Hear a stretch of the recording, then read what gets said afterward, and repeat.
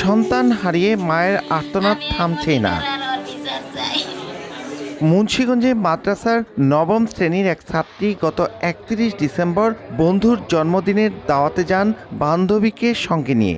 সেখানে কৌশলে তাকে চেতনানাশক ও মাদক সেবন করিয়ে গণধর্ষণ করার অভিযোগ উঠেছে বন্ধু ফয়েজ আহমেদ ও সঙ্গে থাকা বন্ধুদের বিরুদ্ধে। স্বজনরা জানান, পরদিন বিকেলে ওই কিশোরীকে অসুস্থ অবস্থায় বাড়ি রেখে যায় তার বান্ধবী। শারীরিক অবস্থার অবনতি হলে ২ জানুয়ারি প্রথমে তাকে স্থানীয় হাসপাতালে এবং পরে সন্ধ্যায় ঢাকা মেডিকেল কলেজ হাসপাতালে নেওয়া হয়। সেখানে বৃহস্পতিবার রাত ৯:৩০টায় মারা যায় ওই কিশোরী। পরে লাশের ময়নাতদন্তের পর শুক্রবার রাতে নিজ গ্রামে দাফন করা হয়। আমার মতন বিচার আর কারো উপরে এমন নির্যাতন না হয়, হয়তো অবুসা ছিল নিয়ে এমন করছে, সুস্থ বিচার চাই।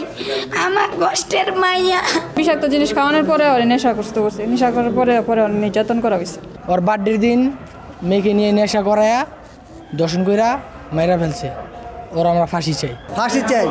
ও একটা খুনি, এর আগেও ৪-৫ জন মারা লাইছে মেয়ে র‍্যাপ কইরা। এই ঘটনায় শনিবার অভিযুক্ত ফয়েজ আহমেদকে মুন্সিগঞ্জ জেনারেল হাসপাতাল থেকে আটক করে পুলিশে দেয় স্বজনেরা। পরে সহযোগী সন্দেহে নিহতের বান্ধবীকেও আটক করে পুলিশ।